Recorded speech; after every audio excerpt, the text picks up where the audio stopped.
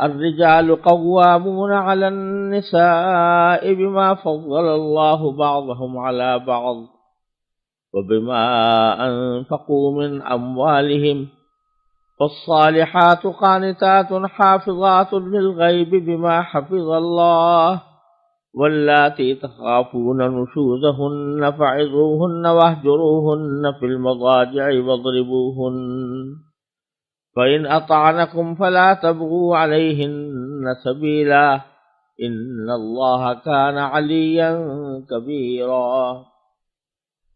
سورہ نساء کے آغاز سے اللہ تبارک و تعالی خاندانی زندگی سے متعلق اہم احکام بیان فرما رہے ہیں۔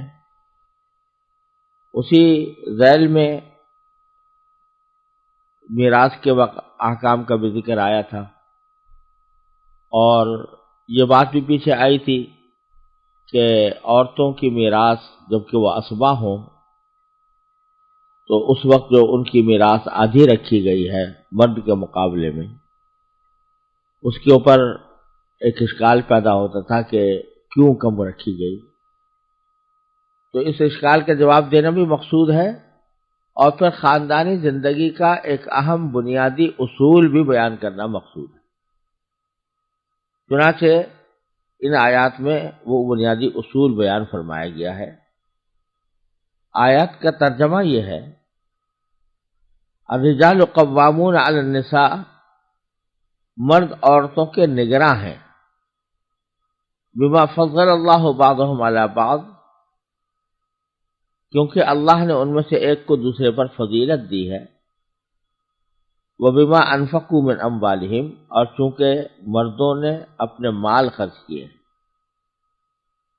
یہ اصول ایک بیان فرمایا جا رہا ہے کہ مرد عورتوں کے اوپر نگراں ہیں۔ لفظ استعمال کیا گیا ہے قوام۔ قوام یہ مبالغے کا صیغہ ہے اور قیام سے نکلا ہے۔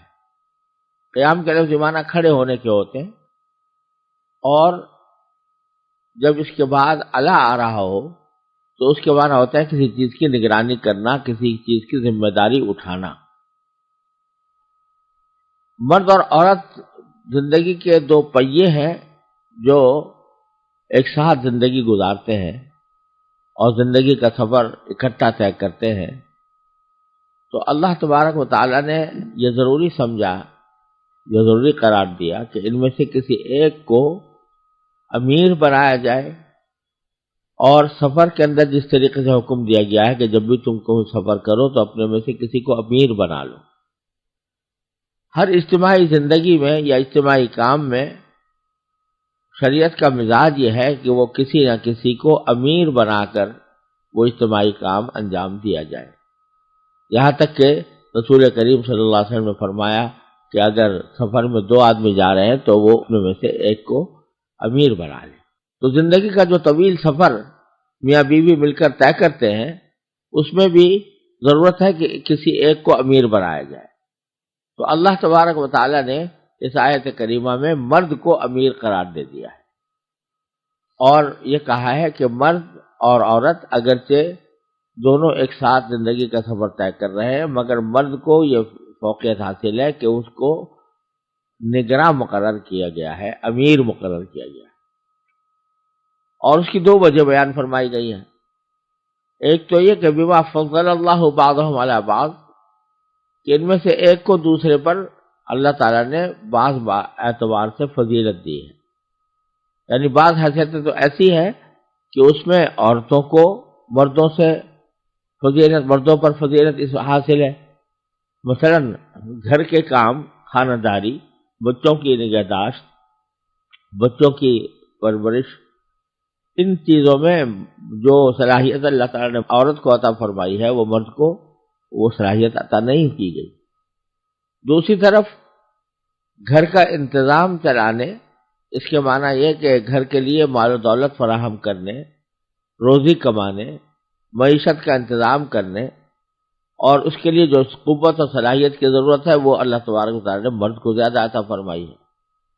تو چونکہ مرد کو اللہ تعالیٰ نے اپنی جسمانی صلاحیت کے اعتبار سے، جسمانی قوت کے اعتبار سے، بلکہ ذہنی قوت کے اعتبار سے بھی، چونکہ عورت کے مقابلے میں زیادہ مضبوط بنایا ہے اور وہ اس ذمہ داری کو اٹھانے کا اہل بن سکتا ہے، اس واسطے اللہ تبارک و تعالیٰ نے اس کو امیر بنایا۔ ایک وجہ تو یہ بیان فرمائی، دوسری وجہ یہ بیان فرمائی کہ وَبِمَا أَنفَقُوا مِنْ أَمْوَالِهِمْ، کیونکہ انہوں نے اپنے مال خرچ کیے۔ معنی یہ ہے کہ زندگی گزارنے کے لیے جو پیسے خرچ کرنے کی ضرورت پیش آتی ہے اس کی ذمہ داری اللہ تبارک و تعالیٰ نے عورت پر نہیں رکھی، اس کی ذمہ داری مرد پر رکھی ہے کہ گھر کا انتظام چلانے کے لیے، گھر کے لیے روزی فراہم کرنے کے لیے اور اپنا اور اپنے گھر والوں کا نفقہ برداشت کرنے کے لیے جو اصل ذمہ داری ہے وہ مرد کی ہے، عورت کی نہیں ہے۔ عورت کو اللہ تبارک و تعالیٰ نے یہ اعزاز عطا فرمایا ہے کہ جب تک وہ کسی شوہر کی بیوی نہیں بنی تو اس وقت تک وہ اپنے باپ کی بیٹی ہے اور باپ کے ذمے اس کی کفالت لازم ہے۔ اس کو اپنا نفقہ حاصل کرنے کے لیے کسی گھر سے باہر جا کر کوئی مزدوری محنت کرنے کی ضرورت نہیں ہے، بلکہ باپ کے ذمہ ہے کہ اس کا خرچہ پورا اٹھائے۔ اور اگر اس کی شادی ہو گئی ہے تو شادی ہونے کے بعد اس کا نفقہ اٹھانے کی تمام تر ذمہ داری شوہر کے اوپر عائد ہوتی ہے۔ کسی بھی موقع پر شوہر اس سے مطالبہ نہیں کر سکتا کہ تم میرے لیے روٹی کماؤ، جیسا کہ آج بظاہر مغربی تہذیب کے آزاد معاشرے کے اندر عورت کی آزادی کے نام پر اس کو اس بات کا مکلف کر دیا گیا ہے کہ وہ گھر کا کام بھی کرے اور باہر سے روٹی بھی کمانے کے لیے شوہر کی ذمہ داری اٹھانے کے اوپر اکتفا نہ کرے، بلکہ خود اپنی روٹی خود کمائے، اپنی روزی خود کمائے۔ یہ شریعت کا تقاضا نہیں ہے۔ عام حالات میں شوہر کے ذمہ ہے کہ وہ عورت کے لیے نفقے کا انتظام کرے اور روزی کمانے کا تمام تر کام وہ خود اٹھائے، اس کی ذمہ داری اس کے اوپر عائد ہوتی ہے۔ تو یہ جو کہا فرمایا گیا کہ بِمَا أَنفَقُوا مِنْ أَمْوَالِهِمْ، تو اس میں ایک معاملہ تو یہ ہے کہ روزی کمانے کی تمام تر ذمہ داری مرد پر عائد ہوتی ہے، عورت پر عائد نہیں ہوتی، الا یہ کہ خاص حالات ہوں جس کی میں کسی عورت کا نہ کوئی باپ ہو، نہ بھائی ہو، نہ شوہر ہو، تو ایسی صورت میں عورت کے لیے بھی بے شک اس کو بعض اوقات کمانا پڑتا ہے، لیکن ایسی صورتیں عام حالات میں پیش نہیں آتی۔ یہ ایک نادر صورتیں ہیں، استثنائی صورتیں ہیں جن کے اوپر کوئی حکم نہیں لگایا جاتا۔ عام حالات میں مرد ہی پیسے خرچ کرتے ہیں اور وہی مرد پیسوں کا انتظام بھی کرتے ہیں۔ اسی سے اس اشکال کا بھی جواب ہو گیا جو میراث کے سلسلے میں پیش آیا تھا کہ میراث اسبات میں سے اگر مرد ہے تو اس کو دگنا ملتا ہے اور عورت ہے تو اس کے مقابلے میں اکہرا ملتا ہے، گویا عورت کا حصہ مرد سے آدھا ہے۔ تو اس کا بھی ایک طرح سے جواب ہو گیا کہ اس کو مرد کا حصہ دوگنا ہونے کی ایک وجہ یہ ہے کہ اس کے اوپر مالی ذمہ داریاں عائد ہیں جو عورت کے اوپر عائد نہیں ہوتی، اس لیے اس کا حصہ دگنا رکھا گیا ہے۔ یہ وجہ نہیں ہے کہ عورت اور مرد کے درمیان اپنے رتبے کے اعتبار سے کوئی فرق ہے یا رتبہ عورت کا بہت زیادہ کم ہے مرد کے مقابلے میں، یہ مقصود نہیں ہے، بلکہ ذمہ داریوں کا لحاظ رکھتے ہوئے اللہ تبارک و تعالیٰ نے یہ میراث کے اندر یہ فرق کیا ہے۔ یہاں یہ بھی یاد رکھنا چاہیے کہ میراث کا یہ فرق صرف اسبات کی حد تک ہے۔ ذوی الفروض میں جن عورتوں کے حصے اللہ تعالیٰ نے مقرر کر دیے ہیں اس میں آدھے اور پورے کا کوئی تصور نہیں ہے۔ جیسے کہ اگر کسی شخص کی ماں کا انتقال ہو، کوئی شخص اپنی ماں کو چھوڑ کر جائے تو ماں کو چھٹا حصہ ملتا ہے، اور باپ چھوڑ کر جائے تو اس کو بھی چھٹا حصہ ملتا ہے۔ تو ماں اور باپ کے درمیان آدھے کا فاصلہ نہیں ہے، یہ آدھے کا فاصلہ صرف اسبات کے اندر ہوتا ہے۔ جیسے کہ کوئی شخص بیٹا اور بیٹی چھوڑ کر جائے تو اس صورت میں بیٹے کا حصہ دگنا ہوتا ہے۔ بہرحال یہ دگنا حصہ ہونا اس کی ایک وجہ یہ ہے کہ مالی ذمہ داریاں تمام تر مرد کے اوپر عائد ہوتی ہیں۔ تو یہ دو سبب بیان فرما کر اللہ تبارک و تعالیٰ نے فرمایا کہ ہم نے زندگی کا سفر طے کرنے کے لیے میاں بیوی کو اس بات کا پابند بنایا ہے کہ وہ شوہر کو امیر سمجھیں اور شوہر کو اپنا نگراں سمجھیں. لیکن یہاں یہ بات بھی ذہن میں پوری طرح رہنی چاہیے کہ امیر ہونے کا مطلب یہ نہیں ہوتا کہ ہر وقت دوسرے کے اوپر حکم چلایا کرے. جو امیر ہو وہ دوسرے پر حکم چلایا کرے، بلکہ امیر کے لیے بھی شریعت نے کچھ پابندیاں عائد کی ہیں. مثلا ایک پابندی تو امیر کے ذمہ یہ عائد کی گئی ہے کہ وہ ہر جو اہم فیصلہ ہے وہ محض اپنے استبداد سے نہ کرے بلکہ مشورے سے کرے. چنانچہ اگرچہ وہ شوہر نگراں ہے، امیر ہے اور عورت مأمور ہے، لیکن جب کبھی کوئی اہم مسئلہ درپیش ہو تو ان کا باہم ایک دوسرے سے مشورہ کرنا بھی امیر کی ذمہ داری ہے.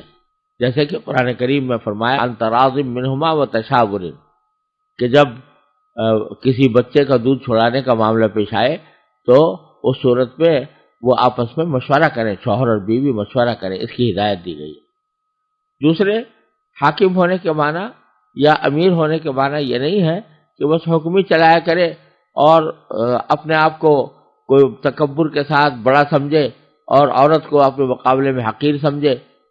ایسا نہیں ہے، بلکہ قرآن کریم میں دوسری جگہ خود فرمایا ہے کہ در حقیقت ہم نے شوہر اور بیوی کا جو رشتہ رکھا ہے تو اس کے لیے لفظ قرآن کریم میں استعمال کیا جعل بینکم مودۃ ورحمہ، کہ اللہ تبارک و تعالیٰ نے شوہر اور بیوی کے درمیان مودت اور رحمت پیدا کر دی.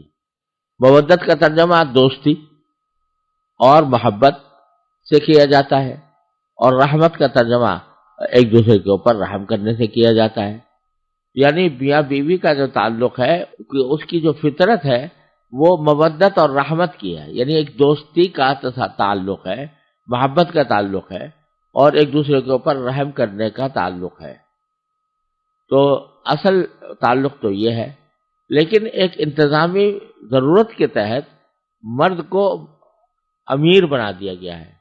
تو اس کے معنی یہ نہیں ہے کہ وہ امیر بن کر وہ دوستی کا تعلق چھوڑ دے، دوستی کے تعلق کو چھوڑ کر اور وہ ایک آمیر بن کر عورت کے اوپر مسلط رہے، یہ مراد نہیں ہے. بلکہ مراد یہ ہے کہ وہ دوستی کا تعلق برقرار رکھتے ہوئے باہمی مشورے سے بالآخر آخری فیصلہ شوہر کا ہوگا اور آخری فیصلہ شوہر ہی کا تسلیم کیا جائے گا. اور اسی بات کی طرف قرآن کریم نے سورہ بقرہ میں بھی اشارہ فرمایا ہے جو پہلے گزر چکا ہے کہ وَلَهُنَّ مِثْلُ الَّذِي عَلَيْهِنَّ بِالْمَعْرُوفِ، یعنی جتنے حقوق مرد کے عورت پر ہے ویسے ہی اسی قسم کے حقوق عورت کے مرد پر بھی ہے. لیکن ساتھ میں وَلِلرِّجَالِ عَلَيْهِنَّ الدَّرَجَةُ، شوہروں کو ان کے اوپر ایک درجہ فوقیت حاصل ہے. وہ فوقیت، اس فوقیت کا بیان یہاں پر بحیثیت امیر کیا گیا ہے. لہذا اس کا یہ مطلب سمجھنا بالکل غلط ہے کہ وہ کوئی آمرانہ انداز میں بیوی کے ساتھ پیش آئے، بلکہ ایک دوستانہ امیر ہے. دوستانہ امیر ہے، محبت اور رحمت کے ساتھ تعلق رکھتے ہوئے جب کبھی اول تو مشورہ کیا جائے، اور اگر مشورے میں اختلاف ہو جائے تو اس صورت میں فیصلہ شوہر کا معتبر ہوگا گھر کے خاندانی اہم معاملات میں. یہ مقصود ہے الرجال قوامون علی النساء کا. پھر آگے اللہ تبارک و تعالیٰ فرماتے ہیں فالصالحات قانتات، جو نیک عورتیں ہیں یعنی نیک بیویاں مراد ہیں یہاں پر. تو نیک بیویوں کی کیا صفات ہوتی ہیں؟ ان میں سے دو صفتیں اللہ تعالیٰ نے بیان فرمائی. ایک یہ کہ وہ قانتات ہوتی ہیں. قانتات کے معنی ہے فرما بردار، قنوت سے نکلا ہے اور اس کے معنی فرما برداری اور اطاعت کے آتے ہیں. یعنی اگرچہ جیسا میں نے عرض کیا دونوں میاں بیوی کے درمیان مودت اور رحمت کا تعلق ہے، لیکن انتظامی معاملات کے لیے شوہر کو امیر بنایا گیا ہے. لہذا اگر کبھی شوہر اپنے اس امیر ہونے کی حیثیت میں کوئی بات کہے بیوی سے تو بیوی اچھی بیوی وہ ہوتی ہے اور نیک بیوی وہ ہوتی ہے جو اس بات کی اطاعت کرے، یعنی اس بات کو مانے. تو قانتات یعنی وہ فرما بردار ہوتی ہے اور بات کو ماننے والی ہوتی ہے. دوسری صفت بیان فرمائی حافظات للغیب بما حفظ اللہ، کہ وہ مرد کی غیر موجودگی میں اپنی جان کی بھی، اپنے نفس کی بھی اور شوہر کے مال کی بھی حفاظت کرتی ہیں اللہ تعالیٰ کی دی ہوئی حفاظت کے ذریعے۔ اللہ تبارک و تعالیٰ نے جو حفاظت کے ذرائع عطا فرمائے ہیں تو ان حفاظت کے ذریعے مرد کی غیر موجودگی میں بھی اس کے حقوق کی حفاظت کرتی ہیں۔ یعنی جب مرد گھر پر نہیں ہوتا تو مرد کے مال و اسباب جو گھر کے اندر موجود ہے ان کی حفاظت بھی بیوی کا فرض ہے، اور خود اپنا حفاظت بھی بیوی کا فرض ہے کہ کسی غیر مرد کو بغیر شوہر کی اجازت کے اپنے گھر میں نہ آنے دے۔ اسی طرح جب تک کہ شوہر کی اجازت نہ ہو اس کا مال کسی اور مصرف میں خرچ نہ کرے جب تک کہ شوہر کی اجازت نہ ہو۔ تو یہ بھی ایک نیک بیوی کا ایک فریضہ ہے جو قرآن کریم نے یہاں پر بیان فرمایا۔ یہ مرد اور عورت کے رشتے کی ایک حقیقت بیان کرنے کے بعد اللہ تبارک و تعالیٰ نے ایک اور اہم مسئلے کی طرف متوجہ فرمایا ہے کہ اگرچہ شوہر اور بیوی کا تعلق محبت کا ہونا چاہیے، رحمت کا ہونا چاہیے، اور شوہر کو امیر کی حیثیت سے زندگی گزارنی چاہیے، عورت کو اس کی اطاعت کرنی چاہیے، لیکن اس زندگی کے سفر میں لازماً ایسی صورتیں پیش آتی ہیں کہ جہاں بعض اوقات میاں بیوی کا اختلاف ہو جاتا ہے۔ اس اختلاف کی نوعیتیں دو قسم کی ہوتی ہیں۔ ایک تو کبھی معمولی اختلاف پیش آ گیا، شوہر کو بیوی سے کوئی ناگواری پیش آ گئی، بیوی کو شوہر سے ناگواری پیش آ گئی، اور معمولی معاملات کے اندر اختلاف پیدا ہو گیا، تو اس میں تو قرآن کریم نے پیچھے حکم یہ دیا ہے کہ فَإِن كَرِهْتُمُوهُنَّ فَعَسَىٰ أَن يَجْعَلَ اللَّهُ فِيهِ خَيْرًا كَثِيرًا۔ مردوں کو یہ فرمایا کہ اگر تمہیں کوئی اپنی بیوی کی کوئی بات ناپسند ہے تو یہ عین ممکن ہے کہ جس چیز کو تم ناپسند کرتے ہو اللہ تعالیٰ نے اسی میں بھلائی رکھی ہوئی ہو، جس کا حاصل یہ ہے کہ معمولی ناگواری کو برداشت کر لینا چاہیے اور اس کی وجہ سے کوئی آپس میں پھوٹ ڈالنے کا راستہ اختیار نہیں کرنا چاہیے۔ لیکن بعض اوقات اختلاف کی نوعیت ایسی ہوتی ہے کہ جس میں عورت مرد کے خلاف بغاوت پر آمادہ ہو جائے، تو ان کی تفصیل یہاں پر اس آیت کے دوسرے حصے میں بیان فرمائی گئی ہے۔ فرمایا کہ واللاتی تخافون نشوزہن فعظوہن، اور جن عورتوں سے تمہیں سرکشی کا اندیشہ ہو تو پہلے انہیں سمجھاؤ، اور اگر اس سے کام نہ چلے تو انہیں خوابگاہوں میں تنہا چھوڑ دو، اور اس سے بھی اصلاح نہ ہو تو انہیں مار سکتے ہو، پھر اگر وہ تمہاری بات مان لیں تو ان کے خلاف کارروائی کا کوئی راستہ تلاش نہ کرو۔ اور یاد رکھو کہ اللہ تبارک و تعالی سب کے اوپر اور سب سے بڑا ہے، ان اللہ کان علیا کبیرا۔ اس میں پہلی بات یہ سمجھنے کی ہے کہ لفظ استعمال کیا قرآن کریم نے نشوز کا، کہ اگر بیویوں سے تمہیں نشوز کا اندیشہ ہو۔ نشوز معمولی قسم کی کسی غلطی کو نہیں کہتے، کسی سے کوئی معمولی غلطی سرزد ہو گئی تو اس کو نشوز نہیں کہا جاتا۔ نشوز کے معنی ہے سر ابھارنا، لفظی معنی یہ ہے ایک طرح سے بغاوت کرنا، یعنی ایسی سرکشی کہ جو بغاوت کی حد تک پہنچتی ہو۔ اگر بیوی سے اس بات کا اندیشہ ہو کہ وہ ایسی سرکشی اختیار کرے گی جو بغاوت تک پہنچنے والی ہے،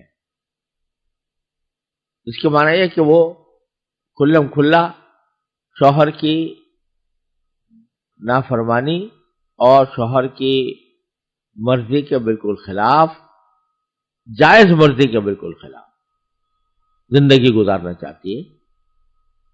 اس نے فرض کرو کہ دوسروں سے دوستیاں گانٹ لی ہے وغیرہ، تو اس صورت میں کیا کرنا چاہیے؟ اللہ تبارک و تعالیٰ نے اس کے 3 درجے بیان فرمائے۔ پہلا درجہ یہ ہے کہ تم ان کو نصیحت کرو، انہیں سمجھاؤ، عظوہن، یعنی نرمی سے سمجھاؤ. ابھی سختی کا مرحلہ نہیں آیا، نرمی ہی سے سمجھاؤ. لیکن اگر اس سے بھی کام نہ چلے تو پھر دوسرا طریقہ ایک بڑی نفسیاتی سزا کا ہے کہ وَاہْجُرُوهُنَّ فِی الْمَضَاجِعِ، یعنی ان کو خواب گاہوں میں تنہا چھوڑ. کیا معنی؟ کہ عام طور سے میاں بیوی ایک ہی کمرے میں رات گزارتے ہیں، ایک ہی کمرے میں سوتے ہیں، اور ایک دوسرے کے ساتھ بعض اوقات ایک ہی بستر پر دونوں رات گزارتے ہیں، بعض اوقات بستر الگ ہوں تب بھی ایک کمرے میں ہوتے ہیں. یہ ایک شوہر اور بیوی کا ایک فطری طریقہ ہے. لیکن جب عورت جو ہے وہ سرکشی پر آمادہ ہو گئی ہو، ایسی سرکشی پر آمادہ ہو گئی ہو کہ جو نافرمانی کی حد تک پہنچتی ہے، اور اس کی باوجود نرمی سے سمجھانے کی اصلاح نہیں ہوئی، تو پھر دوسرا طریقہ یہ بتایا گیا ہے کہ ان کے بسترے الگ کر دو، یعنی ان کے ساتھ مت سو، دوسرے کمرے میں سو. ان کے بستر پر مت سو، دوسرے بستر پر سو، دوسرے کمرے میں سو. یہ ایک بہت بڑی نفسیاتی سزا ہوتی ہے ایک عورت کے لیے کہ جو شوہر مستقل اس کے ساتھ سو رہا تھا وہ ناراض ہو کر کسی دوسرے کمرے میں جا کر سونے لگا. اگر طبیعت میں شرافت ہوتی ہے تو یہ سزا بھی بہت بڑی سزا سمجھ کر عورت عموماً جو نافرمانی کا راستہ اختیار کیے ہوئے تھی وہ راہ راست پر آ جاتی. لیکن اگر ان دو طریقوں سے بھی کامیابی حاصل نہ ہو اور برابر وہ سرکشی اختیار کیے رہے، اور جیسا میں نے عرض کیا سرکشی سے مراد یہ نہیں ہے کہ وہ کسی جائز مطالبے کے اوپر اصرار کر رہی ہے. کسی جائز مطالبے پر اصرار کرنا یہ کوئی سرکشی کی بات نہیں ہوتی، لیکن سرکشی کا معنی یہ ہے کہ ایک شوہر کے جائز مطالبے کو نظر انداز کر کے بجائے اس کو ماننے کے بغاوت پر اتر آئی ہو. تو اس صورت میں تیسرا مرحلہ یہ ہے کہ اس کو مار بھی سکتے ہو. لیکن مارنے کی تفسیر رسول کریم صلی اللہ علیہ وسلم نے ایک حدیث میں یہ بیان فرمائی کہ ایسی مار کہ جو تأدیب والی ہو، تکلیف پہنچانے والی نہ ہو. تکلیف پہنچانے والی مار نہیں، تأدیب والی مار. تأدیب کا معنی یہ ہے کسی کو ادب سکھانا. ادب سکھانے والی مار ہو، اس کو تعذیب والی نہ ہو، تکلیف دینے والی نہ ہو. بعض روایتوں میں اس کا یہ بیان بھی آیا ہے کہ اس کا ایسی ہو کہ جس کا کوئی نشان نہ پڑے، اور چہرے پر مارنا تو بالکل ہی ناجائز قرار دیا گیا ہے. یہ جو مارنے کی اجازت دی گئی ہے یہ بالکل ایک انتہائی صورت ہے، ایک ایسی ایکسٹریم صورت ہے کہ جس کے اندر اصلاح کا کوئی اور راستہ برقرار نہ رہا ہو، تب بھی ان حدود و قیود کے ساتھ اجازت دی گئی ہے. اور اس سلسلے میں ایک حدیث بھی مفسرین نے بیان کی ہے، اور امام بہقی رحمۃ اللہ علیہ نے بھی روایت کی ہے کہ ایک مرتبہ حضرت سعد بن ربیع کی اہلیہ جو محمد بن سلمہ کی بیٹی تھی، ان کے اور ان کے شوہر کے درمیان اختلاف ہو گیا. تو اس میں ان شوہر نے یعنی سعد بن ربیع نے اپنی اہلیہ کو تماچا مار دیا. یہ جو اہلیہ تھیں یہ نبی کریم صلی اللہ علیہ وسلم کے پاس حاضر ہوئیں اور شکایت کی کہ میرے شوہر نے مجھے تماچا مارا ہے. تو رسول کریم صلی اللہ علیہ وسلم نے شروع میں اہلیہ سے کہا کہ چونکہ انہوں نے تمہیں تکلیف پہنچائی ہے لہذا شریعت کے حکم کے مطابق تم بھی اتنی ہی تکلیف ان کو پہنچا سکتی ہو، قصاص لے سکتی ہو. لہذا اس کے معنی یہ ہے کہ انہوں نے تمہیں تماچا مارا تھا تو تم بھی تماچا مار سکتی ہو. یہ شروع میں آپ نے یہ حکم دیا، لیکن فرمایا کہ میں اللہ تعالیٰ کی طرف سے وحی کا انتظار کرتا ہوں. پھر جب وحی آئی اور یہ آیت کریمہ نازل ہوئی تو اس کے بعد مارنے کی اجازت دی گئی. اجازت بے شک دی گئی اور ان حالات میں دی گئی اور ان حدود و قیود کے ساتھ دی گئی، لیکن ساتھ ہی رسول کریم صلی اللہ علیہ وسلم کی ایسی احادیث بہت زیادہ ہیں جن میں مارنے کی آپ نے مذمت بیان فرمائی۔ آپ نے ساری زندگی کبھی کسی خاتون پر ہاتھ نہیں اٹھایا، اور آپ کو ناگواریاں بھی پیش آئیں بعض مرتبہ ازواج مطہرات سے۔ یہاں تک بھی ہوا کہ ایک مرتبہ آپ نے 1 مہینے تک ازواج مطہرات کے پاس نہ جانے کی قسم بھی کھا لی تھی، لیکن کبھی مارنے کی نوبت نہیں آئی۔ اسی طرح آپ نے احادیث میں مارنے کی مذمت بیان فرمائی۔ یہ فرمایا کہ مجھے حیرت ہوتی ہے ان لوگوں پر کہ جو دن میں عورتوں کو مارتے ہیں اور رات میں ان کے ساتھ صحبت کرتے ہیں، تو کیسے دونوں باتوں کو یہ جمع کر سکتے ہیں؟ اور یہ بھی فرمایا کہ تم میں سے وہ لوگ سب سے اچھے ہیں جو مارنے سے پرہیز کرتے ہیں۔ تو غرض متعدد احادیث میں رسول کریم صلی اللہ علیہ وسلم نے مارنے کی مذمت بیان فرمائی، خود اپنے طرز عمل میں کبھی مارنے کا اقدام نہیں کیا، اور ان سب باتوں کے ذریعے یہ جو مارنے کی یہاں پر اجازت دی گئی ہے اس کو حدود و قیود کے ساتھ مقید فرما دیا۔ لہذا یہ تعلیم دے دی کہ اگرچہ بہت ہی انتہائی حالات میں محدود پیمانے پر مارنے کی اجازت بھی ہے، لیکن اس اجازت کو استعمال نہیں کرنا چاہیے اب حالات میں، اور حتی الامکان اس بات سے پرہیز کرنا چاہیے کہ مرد عورت پر ہاتھ اٹھائے۔